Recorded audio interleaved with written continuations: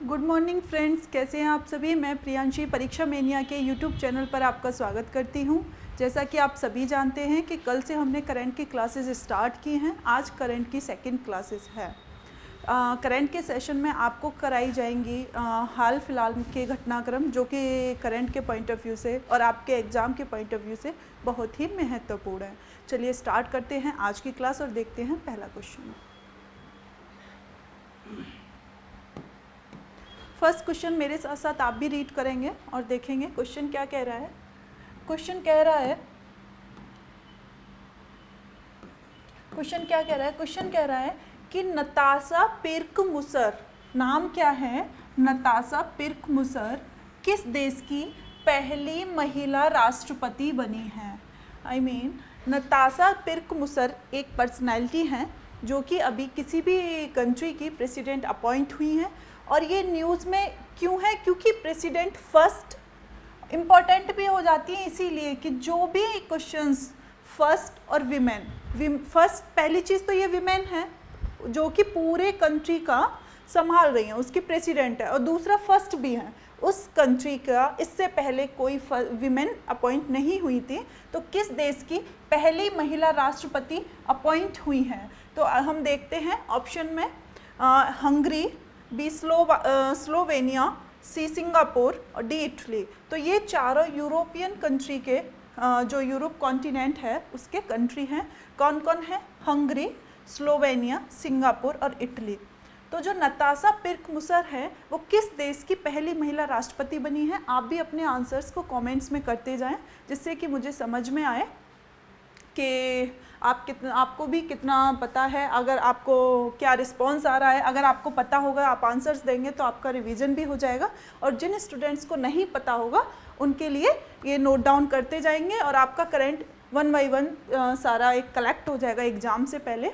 तो नताशा पिर्क-मुसर जो हैं वो कहाँ की प्रेसिडेंट अपॉइंट हुई हैं, स्लोवेनिया की। तो हम देखेंगे मैप में स्लोवेनिया कहाँ पे है, उसकी लोकेशन क्या है, ठीक है। तो ये हमारा यूरोप का, ये हमारा क्या है, यूरोप कॉन्टिनेंट है, ठीक है। और यूरोप में जो स्लोवानिया है वो पड़ता है कुछ यहाँ पे।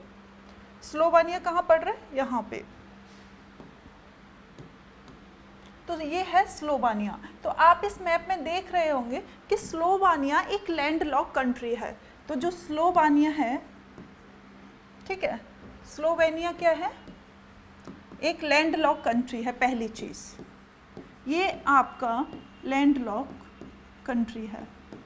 तो आपका क्वेश्चन होगा मैम ये जो लैंडलॉक कंट्री हैं, जो ये लैंडलॉक कंट्रीज़ हैं ये होती क्या हैं, है ना। लैंडलॉक कंट्रीज़ होती क्या हैं, डन। और दूसरी चीज़ ये होगा कि ये अगर यूरोप में है तो ये भी पूछ सकता है इससे कौन कौन से नियरेस्ट जो कंट्री हैं बाउंड्री शेयर कर रहे हैं। तो ये करंट के साथ साथ आपका जो स्टैटिक जीके है वो भी क्या हो जाएगा, स्टैटिक जो जीके है वो भी आपका रिवाइज हो जाएगा, ठीक है। ये करंट के साथ साथ आपका स्टैटिक जीके भी रिवाइज हो जाएगा, स्टैटिक जीके भी रिवाइज हो जाएगा। और करंट पढ़ने का यही स्मार्ट तरीका है, ठीक है। तो स्लोवेनिया अगर हम मैप में देखें तो ये स्लोवानिया है, इसके साथ कौन कौन से बाउंड्री शेयर कर रहे हैं कंट्री, तो वो है पोलैंड, चेक रिपब्लिक, ऑस्ट्रिया, और ऑस्ट्रिया के जस्ट नीचे हंगरी, और ये ऑस्ट्रिया के जस्ट नीचे हंगरी, रोमानिया और यूक्रेन। चूँकि अभी यूक्रेन वॉर चर्चा में रहा है, ठीक है, तो अब इस क्वेश्चन के साथ साथ आपको यूक्रेन की लोकेशन भी माइंड में आ जाएगी कि यूक्रेन कहाँ है। क्या स्लोवेनिया यूक्रेन के साथ बॉर्डर शेयर कर रहा है, तो आप बताएंगे जी बिल्कुल कर रहा है। और यूक्रेन से आप अब परिचित भी हो गए, फेमिलियर भी हो गए कि यूक्रेन कहाँ पे है, डन। तो ये क्वेश्चन इसलिए आपका सारी चीज़ों को इंटीग्रेट करके हम पढ़ेंगे, और आप में पढ़ने के साथ साथ ही हम देखेंगे कि कौन सी लोकेशन कहाँ पे। इससे आपका क्या होगा, वर्ल्ड का मैप, जो भी चीज़ें हालिया घटनाक्रम में हुई होंगी वो आपके माइंड में फिट हो जाएंगी, डन। तो हमने देखा स्लोवेनिया के साथ यूक्रेन, पोलैंड, चेक रिपब्लिक, ऑस्ट्रिया और हंगरी और रोमानिया, ये सारे कंट्री बॉर्डर शेयर कर रहे हैं। तो नताशा पिर्क-मुसर तो अभी बनी है, आप इसको याद कैसे करोगे, तो आप केवल नताशा को याद कर लेना, नताशा आई थिंक हमारे बॉलीवुड में अभिनेत्री का कोई नाम है, नाम करके हैं, तो नताशा कोई गर्ल का नाम ऐसे ही कर लो कि नताशा कहाँ की प्रेसिडेंट हुई है, तो स्लोवेनिया की। नताशा आप स्लोवेनिया की हुई है, तो आप स्लो करके याद करना, जो नताशा लड़की है वो स्लो स्लो चलती है, तो आपके माइंड में एक लड़की है जो स्लो स्लो चल रही है, तो अब आप इसको नहीं भूलोगे। तो अब ये क्वेश्चन आपके लिए इजी भी हो जाएगा कि नताशा कहाँ कैसी चल रही है, स्लो चल रही है, तो ये क्वेश्चन आपका करंट का हो गया, स्टैटिक जीके का भी हो गया। अब हम देखेंगे कि क्या और भी विमेन हैं जो फर्स्ट प्रेसिडेंट रही हैं या फर्स्ट पीएम रही हैं किसी भी कंट्री की, वो भी हमारे लिए इम्पोर्टेंट हो जाएंगी। तो हम डालेंगे कुछ अन्य सुर्खियों पे भी नज़र। स्लोवेनिया में 13 नवंबर को दूसरे चुनाव में नताशा पिरेक-मुसर को देश की पहली महिला राष्ट्रपति अपॉइंट किया गया है। ठीक है, उन्होंने किसको हराया है? उन्होंने दिग्गज एज लोगर को हराया है, जो कि हमारे इतना काम का नहीं है, हमने हल्का सा देख लिया है। आपको बिल्कुल भी माइंड पे ये प्रेशर लेने की ज़रूरत नहीं है कि हमें ये भी पढ़ना पड़ेगा, बिल्कुल नहीं। आप इसको बिल्कुल याद नहीं करोगे। आप क्या देखोगे? आप केवल इनको देखोगे, आप देखोगे इनको, ये इंपॉर्टेंट है, ये वेरी वेरी मोस्ट इंपॉर्टेंट है। इंपॉर्टेंट नहीं, वेरी वेरी मोस्ट इंपॉर्टेंट है। डियर फ्रेंड्स, प्रीवियस में यहाँ से क्वेश्चन बन भी चुके हैं, इसलिए मैं आपको लिए ये तैयार करके लाई हूँ। प्रीवियस में यहाँ से क्वेश्चन बने भी हैं। क्वेश्चन कहाँ से बना है? नेपाल की पहली महिला प्रेसिडेंट, नेपाल की पहली महिला प्रेसिडेंट कौन है? विद्या देवी भंडारी। डन। फिर आता है ताइवान की, ताइवान की पहली महिला राष्ट्रपति कौन है? साई इंग वैन, है ना, साई इंग वैन। फिर सर्बिया की पहली महिला प्रधानमंत्री कौन है? एना ब्रनाबिक, एना। तो सर्बिया की पहली महिला प्रधानमंत्री कौन है? एना। सिंगापुर की पहली महिला प्रेसिडेंट, ठीक है, सिंगापुर की कौन है? हलीमा याकूब, हलीमा याकूब, ये सिंगापुर की है। न्यूजीलैंड की पहली महिला, ये बहुत न्यूज़ में भी रही है और यहाँ से प्रीवियस में क्वेश्चन पूछा भी गया, अगेन बन सकता है। और इम्पॉर्टेंट मैंने बता दिया कि हमें ये क्यों पढ़ना है, ये भी तो ज़रूरी होना चाहिए क्योंकि ये फर्स्ट भी है और विमेन भी है, तो इसलिए यहाँ से ये इंपॉर्टेंट हो जाता है। ये क्वेश्चन प्रीवियस में पूछ लिया है, जो अभी एग्जाम रिसेंट में कंडक्ट कराए हैं कि न्यूजीलैंड की पहली महिला प्रधानमंत्री कौन बनी है, तो वो है जैसिंडा अर्डन। ठीक है, और त्रिनाद और टोबैगो की, ये इसलिए न्यूज़ में था त्रिनाद और टोबैगो क्योंकि ये पता है कहाँ पे है? ये नॉर्थ अमेरिका और साउथ अमेरिका के जो बीच में कैरेबियन सी है, उसके बीच में एक छोटे छोटे से आइलैंड कंट्री हैं, और उन आइलैंड कंट्री में त्रिनाद और टोबैगो है। तो आप ये देखिए, मान के चलिए कि इतनी छोटी छोटी जो आइलैंड कंट्री है, वहाँ पे भी विमेन अपनी लीडरशिप क्वालिटी में आ रही हैं। ये सोचने वाली बात है ना। वो वहाँ पे कितनी प्रोग्रेसिव सोसाइटी होगी। तो ये है पाउला मैकवीक। नेक्स्ट है जॉर्जिया की पहली महिला प्रेसिडेंट, तो जॉर्जिया की कौन है? निकली सैलोम जोरबिचविली। आपको क्या याद रखना है? जॉर्जिया की पहली महिला राष्ट्रपति कौन है? निकली। वो अन्य महिलाओं से हट गई, निकल गई, अन्य महिलाओं से अलग हुए हैं। तो जॉर्जिया की पहली महिला कौन है? निकली। तो आपको अगर ये नाम, क्योंकि कुछ अननोन होंगे, आप इनको पहली बार सुन रहे होंगे तो इसलिए बहुत फेमिलियर नहीं होंगे, टंग पे भी नहीं आएंगे, तो आपको इनमें से जो भी छोटा मोटा कैसे भी करके लिंक कर पाओ तो वो कर लेना। तो जॉर्जिया की पहली महिला प्रेसिडेंट है निकली। ठीक है, उसके बाद आते हैं हंगरी। हंगरी की बहुत न्यूज़ में रही है और ये पूछा भी जा चुका है, कैटलीना नोवाक, इसलिए मैंने इनको यहाँ पे ऐड किया है ताकि आपका रिवीजन अच्छे से हो जाए। डन। तो आप इनका स्क्रीनशॉट ले लेंगे, नोट डाउन कर लेंगे। हंगरी की महिला पूछ चुका है प्रीवियस में, हंगरी की कौन है? Catalina Novak. त्रिनाद टोबैगो की पाउला मैकवीक, है ना। ताइवान की साई, तो ताई की साई ऐसे कर लेंगे, ताई है ना, ताई, और ताई से ये मैच कर रहा है साई, तो आपको ना ये याद करने की ज़रूरत नहीं रहेगी, ऑटोमेटिकली याद हो जाएगा। नेपाल की आप सब जानते हैं विद्या देवी भंडारी हैं, है ना। तो उम्मीद करती हूँ ये हो गया होगा। नेक्स्ट हम क्वेश्चन देखेंगे। नेक्स्ट क्वेश्चन कहाँ है? नेक्स्ट क्वेश्चन बोल रहा है कि अंतरराष्ट्रीय व्यापार मेला, again very very most important question, very very most important question, क्योंकि ये मेला जो है हर साल कंडक्ट किया जाता है और ये न्यूज़ में भी रहता है। ठीक है, क्यों न्यूज़ में रहता है, क्यों, और ये क्यों आता है एग्जाम में? क्योंकि हमारे जो मिनिस्टर्स हैं, जो इम्पोर्टेंट मिनिस्ट्री संभाल रहे हैं, वो इसमें विजिट करते हैं। अंतर्राष्ट्रीय व्यापार मेला का इनॉग्रेशन कहाँ हुआ है ना, कहाँ से ये स्टार्ट हुआ है? क्योंकि ये अंतर्राष्ट्रीय है और अपने इंडिया में ही हुआ है, इसलिए ये इम्पोर्टेंट है ना।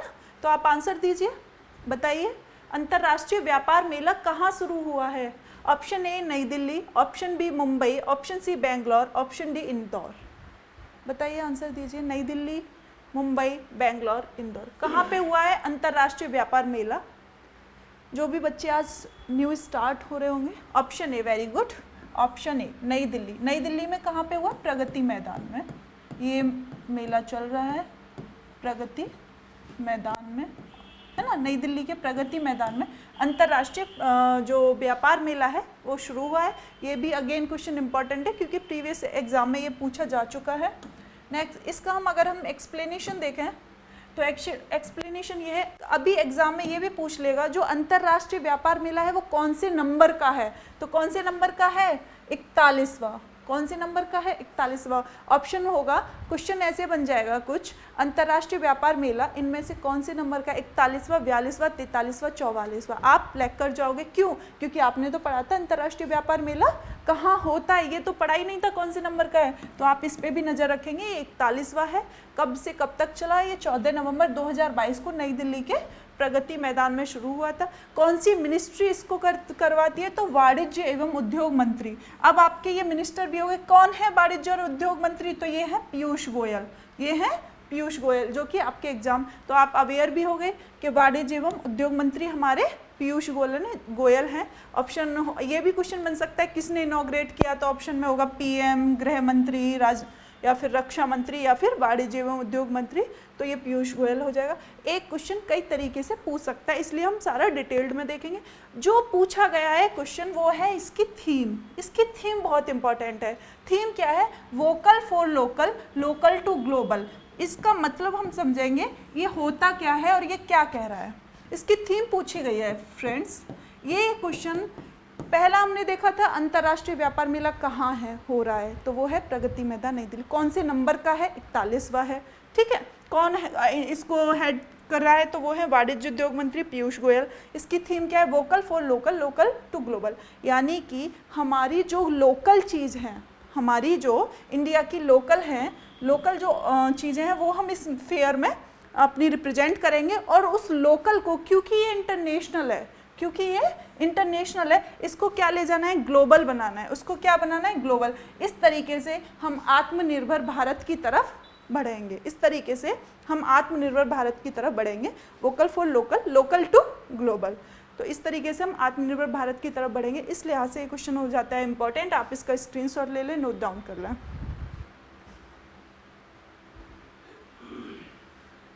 अगेन नेक्स्ट क्वेश्चन हो गया होगा। नेक्स्ट क्वेश्चन क्या है? नेक्स्ट क्वेश्चन है वही, मैं फिर कहूँगी ये भी मोस्ट इम्पॉर्टेंट क्वेश्चन है। जो क्वेश्चन का यहाँ पे जो सिलेक्शन और जो क्वेश्चंस का इसमें लेके आए, सिलेक्ट किया गया, वो सारे ही क्वेश्चन वैसे क्वेश्चन हैं जो प्रीवियस ईयर में उस टॉपिक से आ चुके हैं। और क्योंकि ये हर साल इवेंट होते रहते हैं, घटनाक्रम होते रहते हैं, इस लिहाज से आइडिया हो जाता है कि अगर आप भी क्या करें, जो भी बच्चे हैं वो अपना प्रीवियस ईयर क्वेश्चन देखें, करंट में किस टाइप के क्वेश्चन आते हैं, किस टॉपिक से आते हैं, उसको देखें। ठीक है, नेक्स्ट क्वेश्चन है, कहाँ पर पीएम गति शक्ति मल्टी मॉडल, ओके, पीएम गति शक्ति मल्टी मॉडल जलमार्ग शिखर सम्मेलन का आयोजन किया जा रहा है। पीएम गति शक्ति मल्टी मॉडल जलमार्ग शिखर सम्मेलन का आयोजन किया जा रहा है। पहली चीज़ हम देखेंगे ये होता क्या है, पीएम गति शक्ति मल्टी मॉडल जलमार्ग शिखर सम्मेलन। फिर अभी इसका जो सम्मेलन हुआ है वो कहाँ हो रहा है, किस चीज़ से रिलेटेड है, इन सभी हम चीज़ों को देखेंगे, उन पर नज़र डालेंगे। पहले आप अपना आंसर्स बता दीजिए, कहाँ पे हो रहा है इसका आयोजन।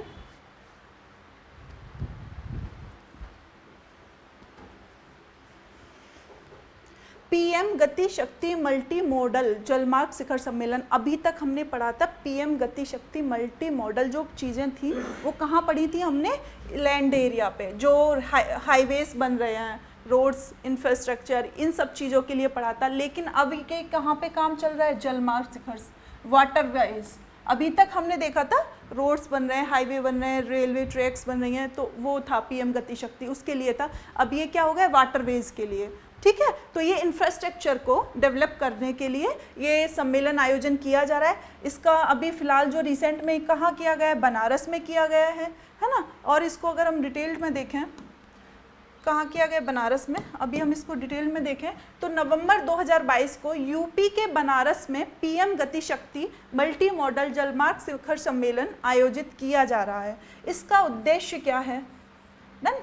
इस कहाँ पे किया जा रहा है ये क्लियर होगा, यूपी के बनारस में। कहाँ पे किया जा रहा है?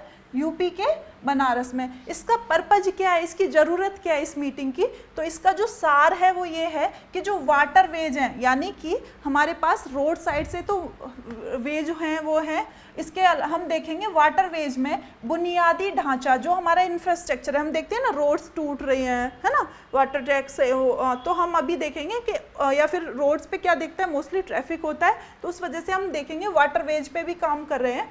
बुनियादी ढांचे के विकास पर ध्यान देने के साथ पीएम गति शक्ति राष्ट्रीय मास्टर प्लान के बारे में लोगों के बीच अवेयर, है ना, लोगों को अवेयर करना। इसको पीएम मोदी ने पीएम गति शक्ति प्लान को लॉन्च किया, इसलिए इंपॉर्टेंट हो जाता है। किसने लॉन्च किया है?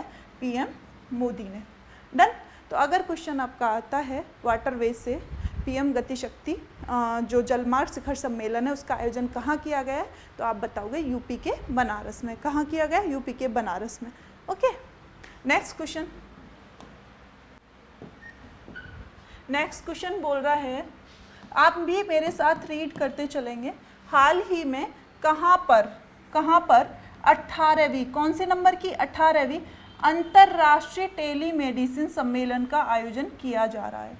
हाल ही में कहाँ पर 18वीं अंतर्राष्ट्रीय टेलीमेडिसिन सम्मेलन का आयोजन किया जा रहा है? Option A Hyderabad, option B Jaipur, option C Haryana, option D Kochi.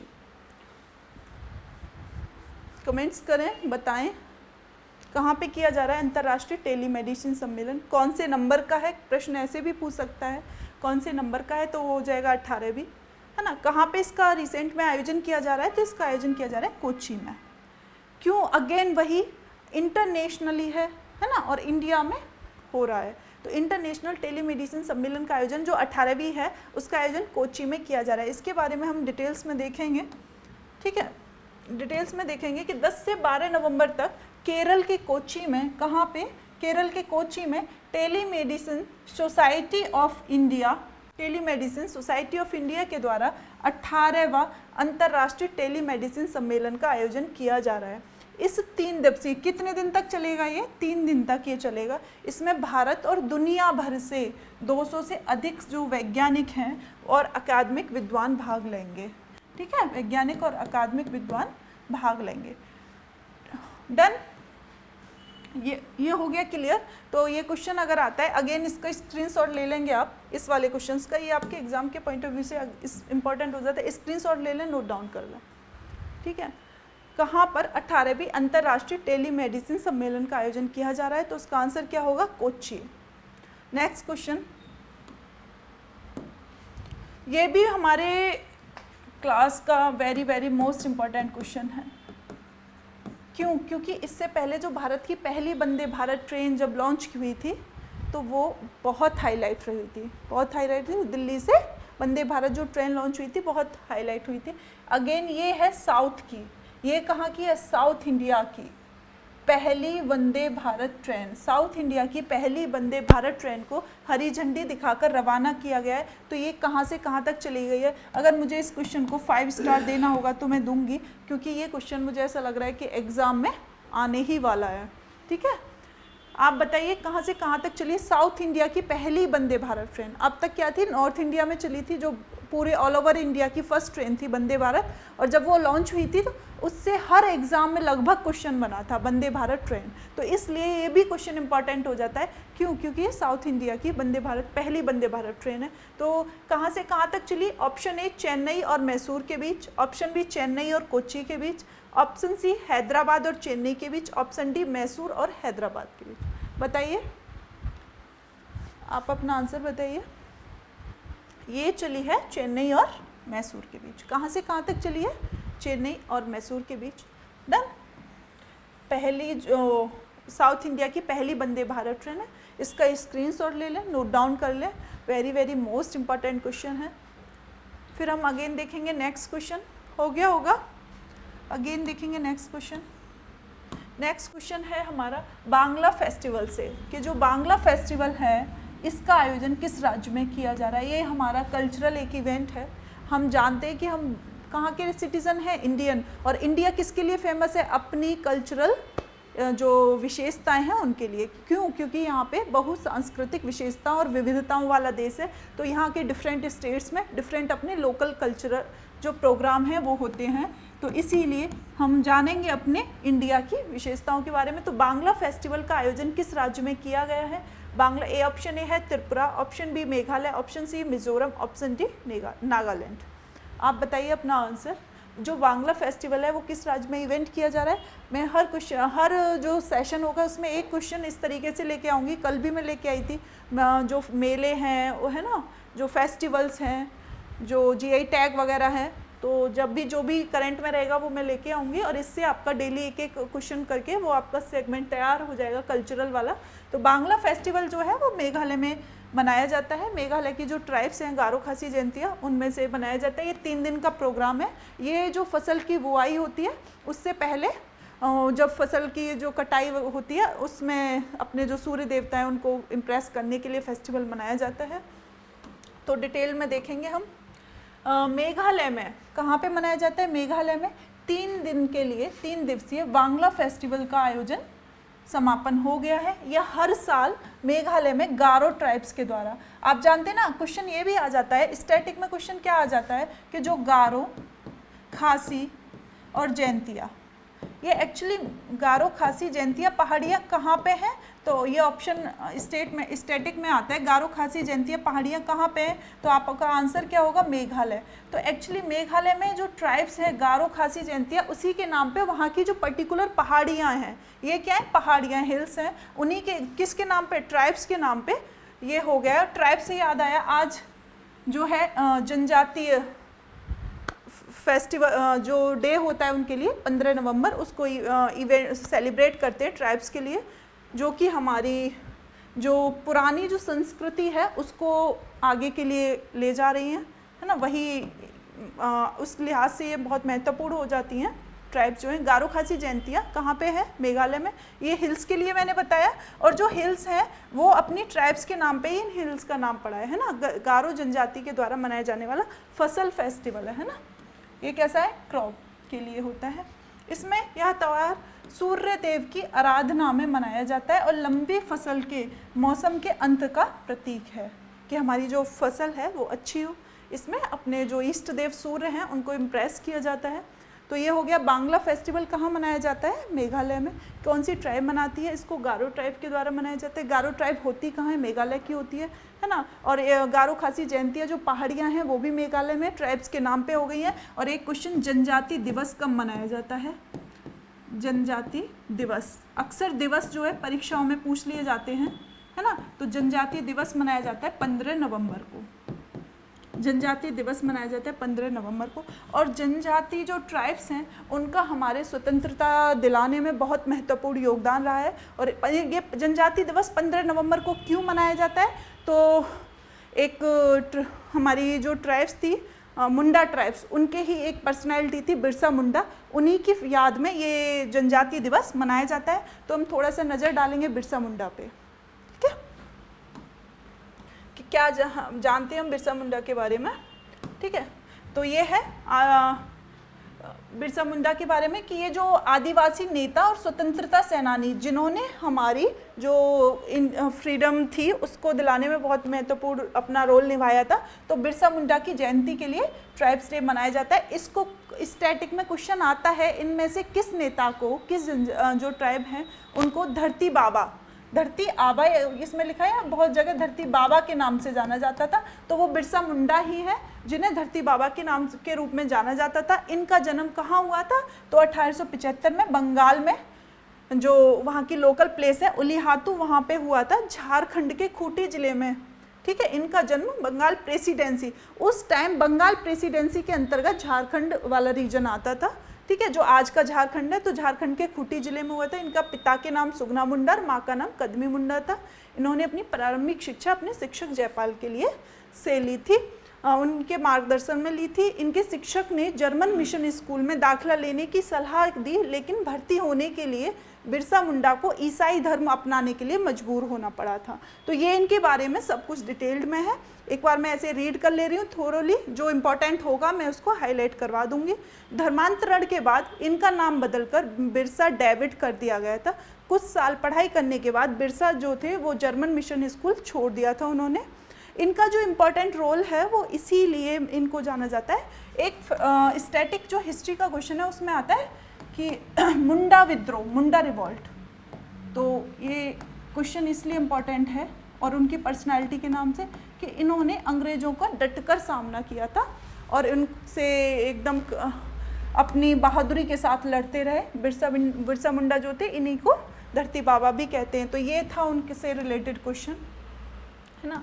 Next question है हमारा, नेक्स्ट करंट का क्वेश्चन क्या है, वर्ल्ड ट्रेवल मार्ट। क्वेश्चन क्या है, वर्ल्ड ट्रेवल मार्ट में भारत के किस राज्य को रिस्पॉन्सिबल टूरिज्म ग्लोबल अवार्ड से सम्मानित किया गया है। वर्ल्ड ट्रेवल मार्ट, ठीक है, उसमें किस राज्य को रिस्पॉन्सिबल टूरिज्म ग्लोबल अवार्ड से सम्मानित किया गया है। अगेन ऑप्शन ए है तमिलनाडु, ऑप्शन बी आंध्रा, सी कर्नाटक और डी केरल। आप अपना आंसर्स बताएंगे, आप अपना आंसर्स बताएंगे, कमेंट्स में आंसर्स करेंगे। क्या है इसका आंसर, किस राज्य को रिस्पॉन्सिबल टूरिज्म ग्लोबल अवार्ड मिला है। साउथ के ये चारों स्टेट हैं, आप इसको गैस भी कर लीजिए। इसको करंट के क्वेश्चन जो ना आए और साउथ के उसमें ऑप्शन हो और केरल ऑप्शन हो, ये आपका स्मार्ट तरीका हो जाएगा। अगर करंट का कोई भी क्वेश्चन कर रहे हैं और साउथ की बात हो और कोई प्रोग्रेसिव बात हो रही है एजुकेशन के मामले में, हेल्थ के मामले में, कोई उनको प्रोग्रेस कुछ अच्छी चीज़ें मिली हैं, अगर ऑप्शन में केरल हो तो आप गैस करके केरल लगाएंगे, ठीक। अगर नहीं पता हो तो, अगर नहीं पता हो, पहले तो मैं यही बोलूँगी कि आप इसको सारा करंट तैयार करके जाइए। इन केस अगर एक दो क्वेश्चन छूटता है और आपको नहीं पता है तो मैं ये स्मार्ट हो जाएगा थोड़ा सा कि आप ये ना हो कि एक दो नंबर से लैग कर लें, है ना। तो ये एक स्मार्ट भी हो जाएगा, क्योंकि जो केरल है ना साउथ में सबसे प्रोग्रेसिव स्टेट है, चाहे वो एजुकेशन की बात हो, हेल्थ की बात हो, है ना, टेक्निकल चीज़ों की बात हो, तकनीकी तौर पे ये सबसे है। तो इसे क्या मिला है, रिस्पॉन्सिबल टूरिज्म ग्लोबल अवार्ड मिला है, ठीक है, डन। पहले तो यही है कि मेहनत करो, अच्छे से पढ़ो, क्लास लो, डेली छूटेगा ही नहीं, जो भी इम्पोर्टेंट होगा डेली क्लास लो, नोट्स तैयार करो, स्क्रीनशॉट लो, जैसे भी आपको पढ़ने का तरीका जो भी आपके लिए कंफर्टेबल हो वो लो, वो करो। और ये एक स्मार्ट है कि अगर कुछ भी ना हो, आपका मिस हो गया हो, कभी कभी ऐसा हो जाता है कि हम पढ़ने के बावजूद भी छूट जाता है, तो ये है कि केरल चाहे एजुकेशन की बात हो या हेल्थ की बात हो, ऑल ओवर प्रोग्रेसिव स्टेट के रूप में साउथ में फर्स्ट नंबर पे आता है। तो इसको अभी रिस्पॉन्सिबल टूरिज्म ग्लोबल अवार्ड मिला है। ये कहाँ इसका आयोजन हुआ है, वर्ल्ड ट्रेवल मार्ट का। एक क्वेश्चन यहाँ से भी तो आ सकता है कि मैम ये आयोजन कहाँ हुआ है वर्ल्ड ट्रेवल मार्ट का, तो ये लंदन में चल रही है। कहाँ चल रही है, लंदन में। तो अब आपको थोड़ा सा और महत्व इसका समझ में आएगा कि लंदन में ये मीट चल रहा था, वहाँ पे अपने केरल को रिस्पॉन्सिबल टूरिज्म ग्लोबल अवार्ड का, कि जो भी टूरिज्म के लिए जो टूरिस्ट आते हैं उनके लिए एक बेहतर भूमिका में केरल आगे आ रहा है। नेक्स्ट क्वेश्चन, हाल ही में किस देश ने नेताजी सुभाष चंद्र बोस से जुड़े स्थल पदांग को, है ना, 75वां राष्ट्रीय स्थल घोषित किया है। इस लिहाज से ये इंपॉर्टेंट हो जाता है। पहली चीज कि वहाँ पे जहाँ कहाँ पे, या हो सकता है सिंगापुर, जापान, श्रीलंका, या इनमें से कोई नहीं, कहाँ पे राष्ट्रीय स्थल घोषित किया है बताइए। वेरी गुड, क्या बात है, सिंगापुर, ठीक है। तो नेताजी सुभाष चंद्र बोस से जुड़े स्थल पादांग को 75वां राष्ट्रीय स्थल घोषित किया है सिंगापुर ने। क्यों, अब आप कनेक्ट कर पा रहे हैं क्यों, इनका इनसे क्या लिंक है, सिंगापुर का नेताजी सुभाष चंद्र बोस से क्या लिंक है बताइए। नेताजी सुभाष चंद्र बोस के नाम से तो सब जो मतलब एग्री करते होंगे ना, कि जानते हैं कि नहीं जानते उनके बारे में। इनका आज़ाद हिंद सेना जो भर्ती थी उसमें एक इम्पॉर्टेंट रोल है। ये हमारे स्वतंत्रता संग्राम के दौरान एक इन्होंने आज़ाद हिंद सेना का गठन किया था 1945 में नेताजी सुभाष चंद्र बोस ने। जब हम अंग्रेजों जो ब्रिटिश की कॉलोनी थी भारत, उस टाइम पे जो सुभाष चंद्र बोस थे काफ़ी उग्र रवैये थे। वो बंगाल ये बेसिकली कलकत्ता से थे, कलकत्ता से ये छुप के भागे अपना ये पाकिस्तान, अफगानिस्तान में ये पहुंच गए यूरोप, ठीक है। यूरोप पहुंचे, जर्मनी, जर्मनी में इन्होंने अपनी जो एम्बेसी थी वहाँ बात की और इन्होंने बोला कि मैं एक ऐसी सेना चाह रहा हूँ जो हमें फ्री कर सके, जो हमें ब्रिटिशों से फ्री कर सके। तो ये जर्मनी से फिर हेल्प लेने कहाँ पहुँचे, जर्मनी से कहाँ पहुँचे, जापान। जर्मनी से पहुँचे जापान और जापान से फिर ये गए सिंगापुर। फिर कहाँ पहुँचे, सिंगापुर। और सिंगापुर में ठीक है हमारे इन्होंने आज़ाद हिंद सेना जो थी उसका गठन किया और उसका काफ़ी रोल रहा है हमारी स्वतंत्रता दिलाने में। इस वजह से सिंगापुर ने नेताजी सुभाष चंद्र बोस से जुड़े स्थल पादांग को 75वां राष्ट्रीय स्थल घोषित किया है। डन। तो जो इनकी जो आज़ाद हिंद सेना थी उसका हेडक्वार्टर, ये प्रश्न हिस्ट्री में स्टैटिक से पूछ लेता है कि जो आज़ाद हिंद सेना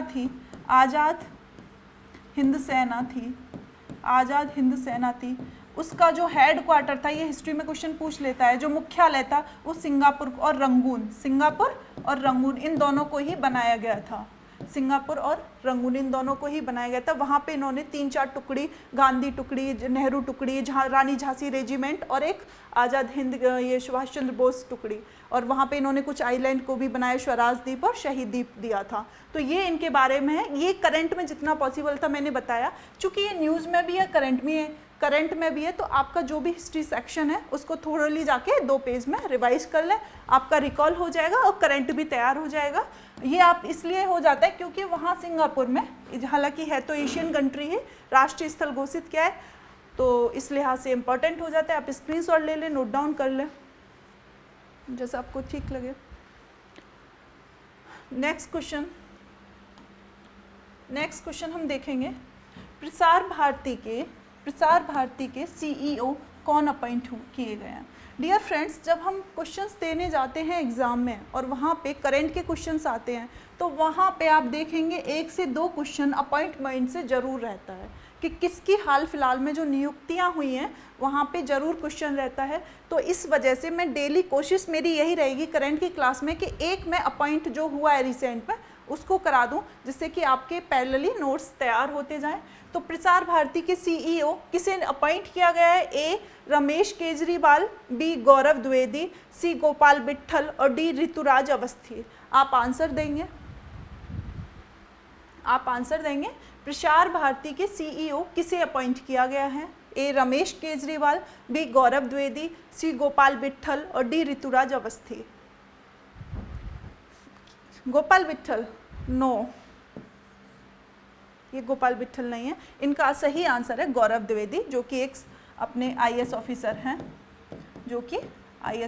हैं, इन्हें ये जो गौरव द्विवेदी हैं इनको प्रसार भारती के सीईओ अपॉइंट किया गया है। डन। तो इसमें और भी नाम हैं, जैसे कि ऋतुराज अवस्थी, ये भी बहुत फेमस पर्सनैलिटी है और अभी इनको अपॉइंट किया गया है विधि आयोग के अध्यक्ष के तौर पे। विधि आयोग के अध्यक्ष किसे अपॉइंट किया गया है? ऋतुराज अवस्थी। आप इसे भी नोट डाउन कर लें और विधि आयोग के बारे में आप अपनी स्टैटिक जीके में पढ़ें। विधि आयोग क्या है, किस एक्ट के थ्रू आया था, क्या विधि आयोग क्या कॉन्स्टिट्यूशनल बॉडी है? विधि आयोग के कॉन्स्टिट्यूशनल बॉडी है? नो, ये कॉन्स्टिट्यूशनल तो स्टैट्यूटरी भी नहीं है। विधि आयोग इसका कार्य जो टाइम पीरियड है वो कितने टाइम के लिए होता है? तो 3 साल के लिए, 3 इयर्स के लिए, है ना। तो ये हो गए विधि आयोग के अध्यक्ष। हमने पढ़ रहे थे प्रसार भारती के सीईओ किसे अपॉइंट किया गया है? गौरव द्विवेदी। गौरव द्विवेदी एक आईएएस ऑफिसर है। प्रसार भारती के बारे में थोड़ा सा और जानेंगे, इसके हेडक्वार्टर एंड ऑल, ठीक है। इसका जो हेडक्वार्टर है वो कहाँ पे है? नई दिल्ली में। प्रसार भारती का हेडक्वार्टर नई दिल्ली में। इसका गठन कब किया गया था? 1997 में, 23 नवंबर 97 में, ठीक है। ब्रॉडकास्टिंग कॉरपोरेशन ऑफ इंडिया के नाम से भी इसको जाना जाता है। प्रसार भारती को भारत की एक सार्वजनिक प्रसारण संस्था है जो कम्युनिकेशन देती है। आपने दूरदर्शन का नाम तो सुना होगा, भारतीय दूरदर्शन। अगर हम काफ़ी आज से 20 साल पहले की बात करें तो टीवी पे सबसे फेमस चैनल आता था दूरदर्शन। तो जो दूरदर्शन और आकाशवाणी भी इसी में शामिल है, ठीक है। दूरदर्शन, आकाशवाणी आता था रेडियो पे हम सुनते थे, है ना। और दूरदर्शन एक चैनल आता था टीवी पे जो मेनली इसी को देखते थे, जब तक ये बहुत ज़्यादा एडवांस नहीं थी चीज़ें। आज तो यूट्यूब पे सब कुछ देख लेते हैं, है ना। तब यही था। तो ये है प्रसार भारती के बारे में। ओके, आज की क्लास में यही थे, इस आज की क्लास के मोस्ट इम्पॉर्टेंट क्वेश्चन। ओके, अगर आपको क्लास का सेशन का जो कंटेंट है वो पसंद आया हो और आपको टेक्निकल टीम जो हमारी है उसकी मेहनत पसंद आई हो, तो और आपको इसके क्वेश्चंस का लेबल अगर समझ में आ रहा हो कि हाँ ठीक है, और आपकी इसमें सजेशन का भी मोस्ट वेलकम रहेगा कि आप अपनी जो भी चाहते हैं कि आप और इम्प्रूव करिए यहाँ पे करिए, तो वो भी आप अपनी सजेशन भी दें।